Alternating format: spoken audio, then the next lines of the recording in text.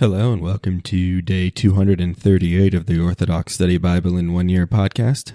Today we'll be reading from the Song of Songs, chapters 1 and 2, the Proverbs of Solomon, chapter 10, verses 17 through 22, and 1 Corinthians chapter 7, verses 25 through 40. Let us begin with the Song of Songs, chapter 1. The Song of Songs, which is Solomon's.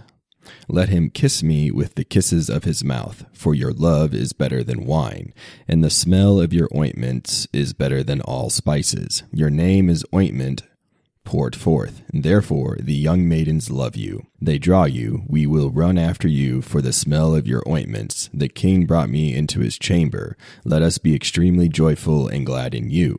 We will love your breasts more than wine. Uprightness loves you. I am black and beautiful, O daughters of Jerusalem, as the tents of Kedar, as the curtains of Solomon. Do not look at me because I am black, for the sun gave me a tan. The sons of my mother fought with me and made me keeper in the vineyards, but I have not kept my own vineyard. Tell me, you whom my soul loves, where you shepherd your flock, where you rest them at noonday, lest I become as one who encompasses herself with the herds of your companions.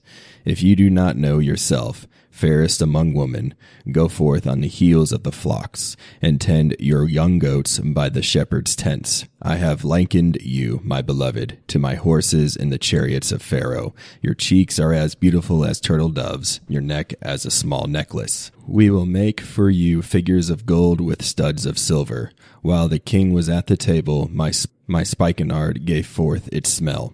My beloved is to me a bundle of myrrh.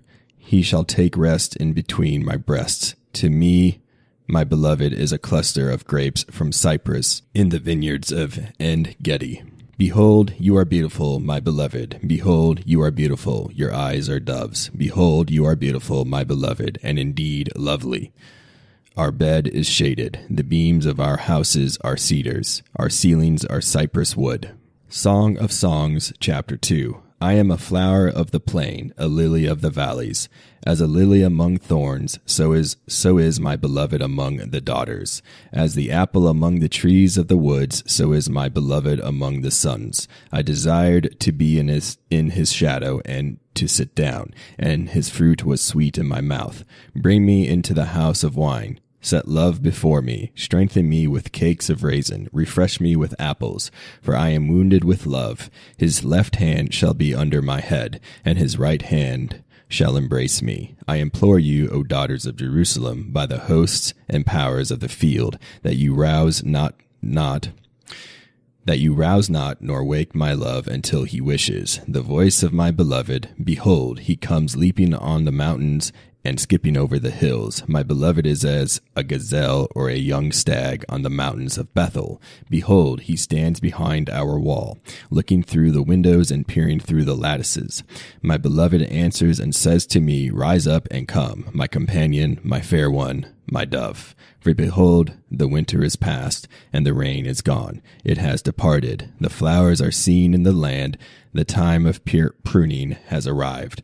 The voice of the dove is heard in our land. The fig tree has put forth its young figs, and the vines are in bloom and give forth their fragrance. Arise and come, my companion, my fair one, my dove, and come, my dove, to the shelter of the rock, and take hold of the wall. Show me your face, and cause me to hear your voice, for your voice is sweet, and your face is beautiful. Catch us, the foxes, the little ones that spoil the vineyard, for our vines are in bloom. My beloved is mine, and I am his. He who shepherds his flock among the lilies, until the day dawns and the shadows depart. My beloved, turn back and be as likened to a gazelle or a young stag on the mountains of the ravines. Proverbs of Solomon, chapter 10, verse 17. The works of the righteous produce life, but the fruits of the ungodly produce sins. Instruction guards righteous ways of life, but instruction incapable of criticism goes astray.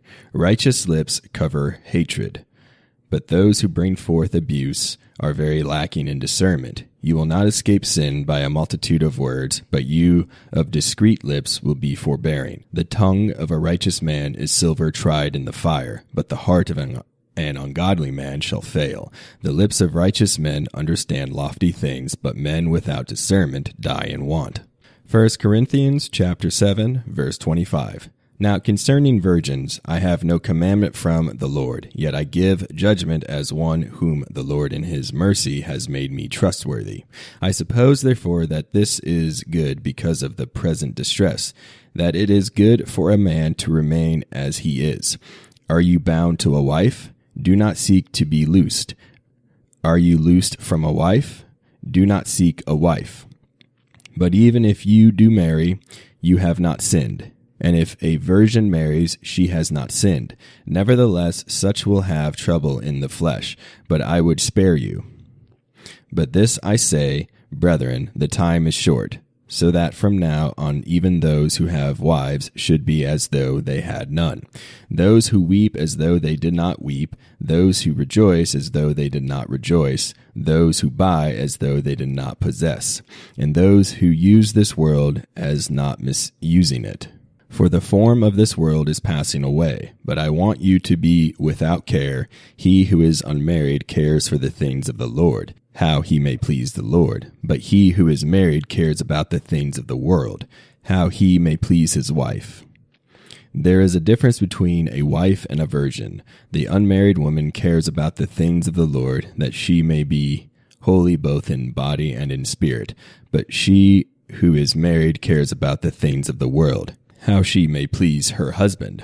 And this I say for your own profit, not that I may put a leash on you, but for what is proper, and that you may serve the Lord without distraction. But if any man thinks he is behaving improperly toward his virgin, if she is past the flower of youth, and thus it must be, let him do what he wishes. He does not sin, let them marry.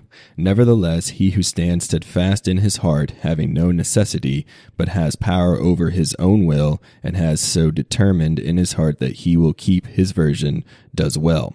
So then he who gives her in marriage does well, but he who does not give her in marriage does better.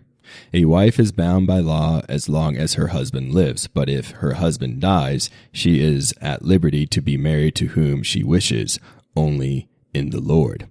But she is happier if she remains as she is, according to my judgment, and I think I also have the Spirit of God. Thank you for joining me on day 238 of the Orthodox Study Bible in 1 Year podcast. Tune in next time for day 239.